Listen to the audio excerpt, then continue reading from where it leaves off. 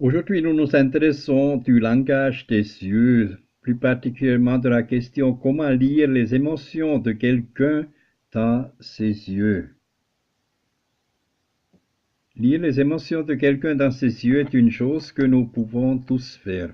En fin de compte, le regard est la partie de l'être humain qui en dit le plus, qui transmet beaucoup de choses et avec laquelle nous nous connectons de manière plus intense. Comprendre toutes ces pistes non-verbales inscrites dans les yeux des autres nous permettra de deviner par exemple de la fausseté, de la sincérité ou même de la magie de l'attraction. Bien, Beckett disait que quiconque peut parler avec son regard peut aussi embrasser avec les yeux. Le magnétisme de ces organes fascinants est tel que parfois nous ne sommes pas pleinement conscients de tous les secrets qu'ils recèlent.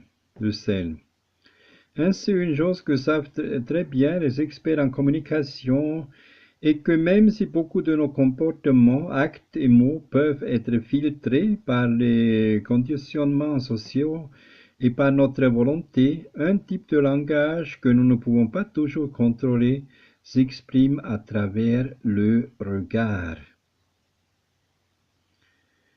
Friedrich Hebbel disait: les yeux sont le point où l'âme et le corps se mêlent.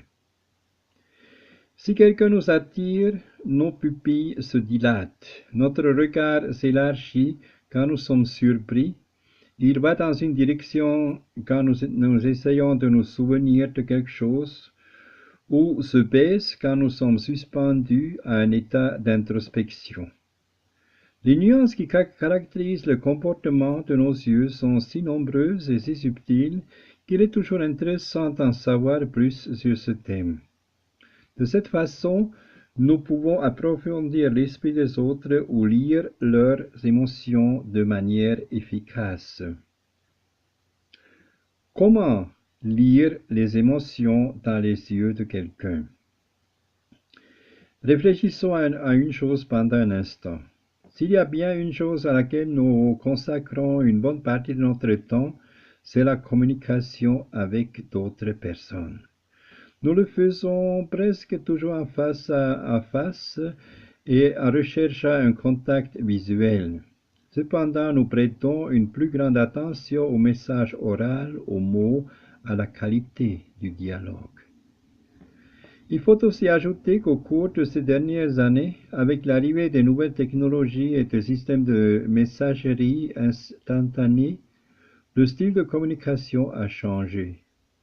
Nous n'avons plus besoin d'avoir quelqu'un en face de nous pour lui dire quelque chose. Désormais, nous pouvons transmettre notre joie, notre amour ou notre colère à travers une émotion, à travers une émoticône.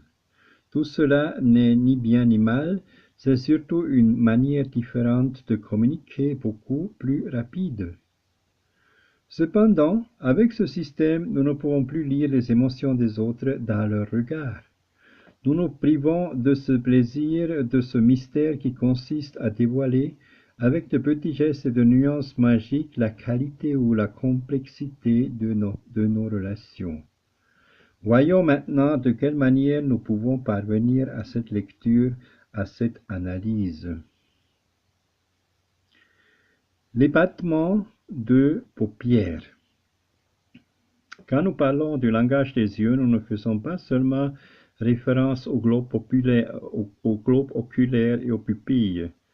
Le grand pouvoir d'expression de notre regard s'orchestre surtout à partir d'un mélange complexe de nerfs et de muscles qui interviennent dans le mouvement des sourcils, des paupières, des tempes, etc. Tout cela reflète l'activation émotionnelle de chaque instant. Or, les paupières remplissent aussi cette fonction. Par exemple, on sait que quand quelque chose nous surprend, nous indique ou nous met en colère, nous avons tendance à cligner les yeux beaucoup plus rapidement. Par ailleurs, il est commun de beaucoup cligner les yeux quand nous interagissons avec quelqu'un qui nous plaît ou quand nous pensons à beaucoup de choses en même temps. Il est possible que tout cela nous semble contradictoire, mais il faut savoir que cet acte, le fait de cligner les yeux plus intensement que d'habitude, est un mécanisme que le cerveau met en marche quand il se sent plus nerveux. Par conséquent, si nous voulons lire les émotions des autres dans leurs yeux, il est important de nous concentrer sur le contexte ou sur la conversation que nous maintenons à ce moment. Le langage des pupilles. Nos pupilles se dilatent quand nous voyons quelque chose de stimulant, ou quand il y a peu de lumière. Si quelque chose ou quelqu'un nous attire, il est commun que la pupille s'inonde comme une pleine lune, immense et illuminée par cette émotion, par ce pouvoir d'attraction. Cependant, quand nous nous sentons offensés, ou quand nous voyons quelque chose qui nous indigne ou nous contrarie, nos pupilles se dilatent. La synchronie visuelle. Lire les émotions des personnes qui nous plaisent est quelque chose que nous aimerions tous pouvoir dominer. Or, parfois, il n'y a pas besoin d'être expert en langage non verbal pour percevoir la syntonie que nous pouvons établir à un moment donné avec un ami, la personne qui nous attire ou même un proche. Une donnée curieuse que nous donnent les experts sur ce sujet est que quand deux personnes, soi-disant, se connectent, une synchronie visuelle s'établit aussi. En d'autres termes, les gestes visuels se reproduisent et les mêmes micro-expressions se mettent en place. Les regards dans d'autres directions, timides et menteurs.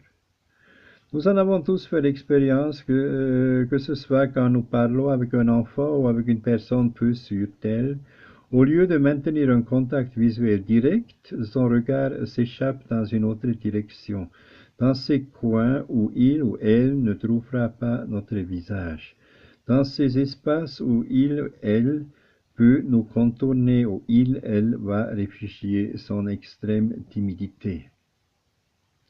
Il faut aussi signaler que la personnalité menteuse a aussi des yeux fuyants. Ce n'est pas aussi évident que pour une personnalité timide ou souffrant d'une anxiété sociale, et par conséquent, nous devons être très attentifs au moment de lire ses émotions et intentions. Celui ou celle qui se sert de la tromperie ne maintient généralement pas très longtemps le contact visuel. Tôt ou tard, il ou elle le détournera à droite s'il ou elle doit se souvenir de quelque chose, et à gauche s'il ou elle doit inventer quelque chose. Donc à droite, quand il s'agit de chercher un souvenir de quelque chose, à gauche, quand on doit inventer quelque chose. Dans tous les deux contextes, donc, c'est toujours le mensonge. Pour conclure, et comme nous pouvons le déduire, les yeux, les regards transmettent une notable et très large variété d'informations sociales et émotionnelles qui nous échappent parfois et que nous avons du mal à interpréter. Par chacune, nous avons à notre portée des études intéressantes et des travaux comme les effets du regard sur la perception de l'émotion du psychologue Reginald P. Adams ou Morphologie et psychologie de l'œil humain d'Hisashi Kobayashi, qui nous permettra d'en prendre un peu plus sur ce sujet. Et cela en vaut la peine.